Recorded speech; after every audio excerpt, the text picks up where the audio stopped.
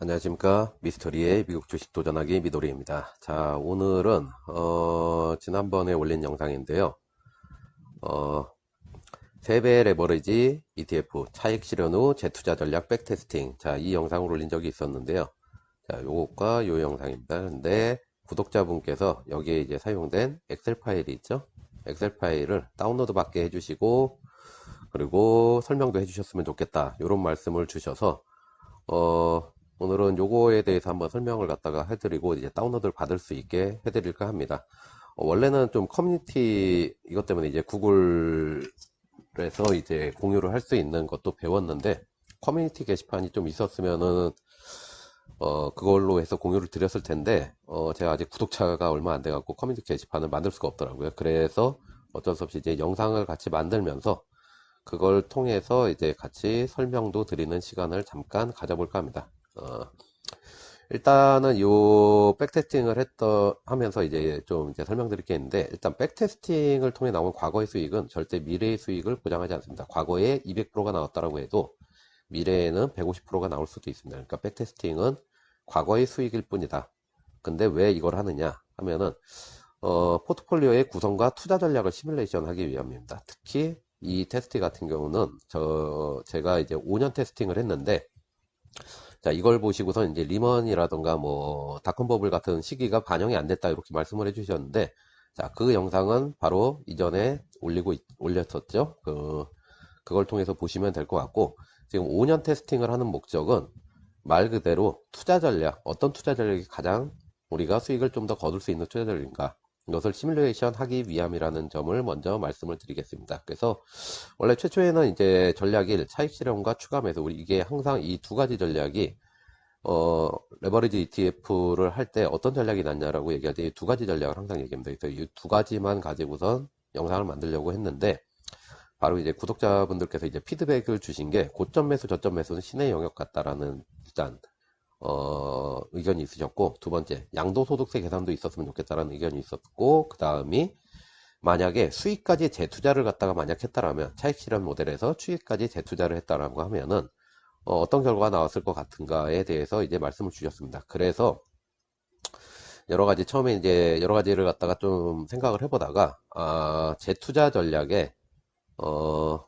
그 다음에 양도소득세 계산도 함께 다 들어가는 걸 갖다 한번 만들어 보면 좋지 않겠나 생각이 들어서 요 5개의 파일을 갖다가 추가로 이제 생성을 한번 해봤습니다. 그래서 총 7가지의 전략을 갖다가 했고, 지금 보시게 되는 요 엑셀 파일 하나에 그 7가지를 갖다가 전부 다 넣었습니다. 그래서 엑셀 파일 같은 경우는 지금 이게 4가지 탭으로 나눠져 있는데, 첫 번째 탭은 요 백테스팅한 시뮬레이션이 된 거고, 두 번째 탭은 여기서 사용되는 주가를 뽑아내기 위해서 2020년 2월 11일부터 2021년 5월 14일까지입니다. 요 처음에 TQQ가 만들어졌을 때의 모든 주가를 갖다가 해놓은 게 있고, 그 다음에 이제 벤치마크로 쓰실 수 있게 포트폴리오 비주얼라이저를 이용해서 16년부터 21년까지 거치식 투자로 했을 때 어떤 수익률이 나오느냐도 여기 넣었고, 나스닥과 TQQQ 차트도 여기다 넣었습니다. 그래서 이제 첫 번째를 보시게 되면은 요 두 부분이 이제 첫 번째 영상에서 만든 부분입니다. 그래서 차익 실현, 고점 매도, 저점 매수를 통해서 이제 차익 실현을 하는 방법과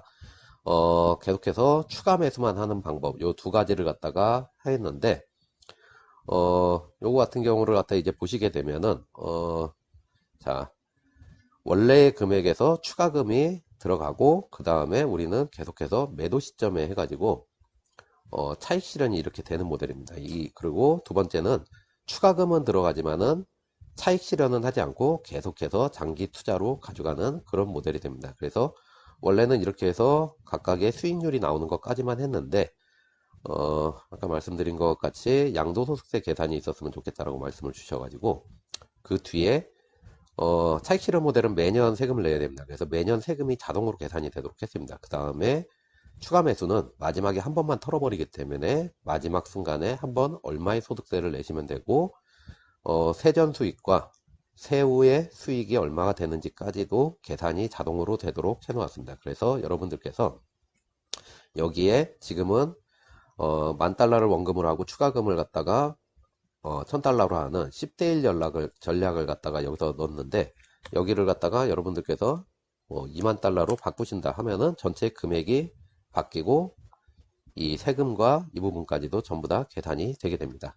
그래서 그렇게 보시면 될 것 같고, 그 뒤에서 이제 재투자 전략과 이 부분에 대해서 이제 고점 매도, 저점 매수는 시내 영역 같다라는 말씀을 주셔서, 그 추가로 두 번째로 만든 영상에서 등장했던 부분이 여기부터입니다. 그래서 이 시내 영역 같은 경우는 기본적으로 이제 재투자 전략입니다. 재투자 전략이 이제 추매하고는 조금 다른데, 추매는 원금에 계속해서 추가금이 1년에 두 번씩이 붙는 거죠. 근데 여기는 재투자가 들어가기 때문에 우리가 원금 포함 수익에 추가금이 추가되는 형태입니다. 그래서 여기를 보시게 되면은 앞서서 우리가 추매를 보시게 되면은 매수를 할 때 앞에 있는 투자 원금에 계속 이제 추가금만 붙은 원금이죠. 여기에다가 요 추가금이 계속해서 추가되는 형태인데 이쪽을 보시게 되면은 원금을 포함한 수익금에 추가금이 계속 더해지는 그러한 형태로 만들었습니다. 그래서 요거 역시도 마찬가지로 보시게 되면은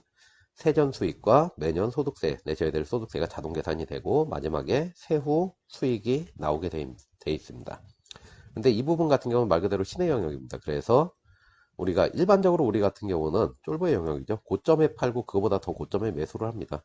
대부분이 그렇습니다. 그래서 데이터에서 우리가 앞부분에서는 그 부분을 그 데이터 이 주가를 갖다 그대로 뽑아왔는데 이번에는 매도를 한 시점에서 그거보다 무조건 가격이 올라간 시점을 갖다가 어느 정도 올라갔냐 해서 임의로 숫자를 넣었습니다. 그래서 10%의 가격이 올라간 시점에 추가 매수를 하는 그런 식으로 해갖고 계산을 했습니다. 그래서 이 가격들 같은 경우는 제가 임의로 넣은 건데 앞부분 가격에 무조건 10%가 붙게 만들었습니다. 그래서 10% 정도 올라간 상태에서 10%가 올라간 상태에서 원금을 포함한 수익과 추가금이 모두 들어간 걸로 매수를 갖다가 하는 방식, 요 방식을 갖다가 하는 걸로 계산이 되었습니다. 그래서 이런 식으로 계속 매수를 할 때 이렇게 올라오고 하는 방식을 했고요. 자, 이 부분을 보시면은 이제 TQQ 재투자 전략인데 동일가 매수입니다. 이거는 마찬가지로 동일가이기 때문에 우리가 매도를 한 금액에서 그대로 다시 매수를 했다. 어떻게? 자, 원금 포함 수익과 추가금이 합쳐진 금액으로 해서 같은 금액에 다시 재매수를 갖다가 동일가에 재매수를 했을 때를 가정을 한 겁니다. 그래서 이거 역시도 세전 수익과 그 다음에 매년 내셔야 될 소득세, 그 다음에 소득세가 나간 세후 수익들이 전부 다 자동으로 계산되게 되어 있습니다. 근데 여기서까지를 보셨을 때 이제 가장 문제를 갖다가 생각하실 게 있을 겁니다. 그 매년 나오게 되는 이 소득세인데 소득세가 많이 나오다 보니까 우리가 따로 일을 해서 번 월급을 가지고 이 소득세를 갖다가 매년 따로 내고 있어야 되는 그런 상황이 됩니다. 그래서 마지막으로 만든 게 세금을 갖다가 매년 세금을 계산을 하고 세금을 낸 나머지 수익만 가지고 추가금과 합쳐서 재매수를 하는 동일가 매수를 하는 그런 이제 예시를 갖다 하나 전략을 갖다 만들어 보았습니다. 그래서 요거를 보시게 되면은 금액 같은 경우는 매도 금액은 매도를 한 금액 그대로 해갖고 다시 재매수를 하게 하였고 보시게 되면은 여기서 보시게 되면은 원금 포함 수익으로 해갖고 들어오는 형태를 가지고 여기가 원금 포함 수익을 갖다가 그대로 들어오는 그런 형태를 가지고 있죠. 근데 여기서는 소득이 없기 때문에 그냥 첫 번째는 소득이 없습니다. 여기서는 그래서 내려오는데 두 번째부터는 이제 매년 2월달과 매년 2월이죠. 8월달에는 저희가 소득세를 안 낸다.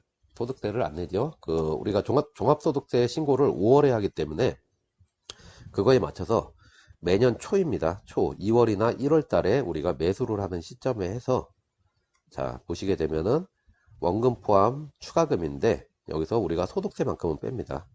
여기서도 보시게 되면 원금 포함 수익인데 요 소득세만큼이 마이너스가 되게 이렇게 계산이 되어 있습니다. 그래서 금액을 누시면은 매년 소득세가 자동으로 빠지는 것만큼이 재매수가 되도록 그렇게 설계가 되어 있습니다. 그래서 요 모델 같은 경우는 마지막 숫자가 딱 하나만 나와 있죠.